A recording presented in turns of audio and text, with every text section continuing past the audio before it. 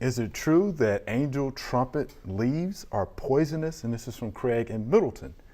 I can answer that one. Yes. Yeah. Yeah, the leaves are poisonous, the seeds are poisonous, and the flowers. Yeah, if you consume a lot of them, make you sick. Yeah, it's gonna make you sick. You know. So don't just go grazing on stuff. You need to eat what you grow in the garden. We know turnip greens are okay, and mustard greens, and that's good, and even poke salad. Yeah, poke salad, right? Berries are poisonous in poke salad. So.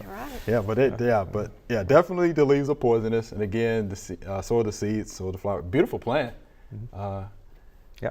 Brugmansia, that's what it is. That's the genus. Brugmansia, that's what that is. But yeah, just don't consume too much of it because it's definitely poisonous. It causes fevers, hallucinations, paralysis, all those kind of things. So you have to be careful about that. Now you're going to have people trying it. Yeah, be careful with all that stuff. It's kind of funny. A lot of things that are really pretty and eye-catching, eye-appealing are poisonous, even in the animal kingdom. Some of the really prettiest fishes that are out there are toxic. Right. And so that is something to think about. Maybe a defense mechanism. Because it's a beautiful plant, right? You're exactly right. They don't have to worry about things eating them up because they'll make them sick.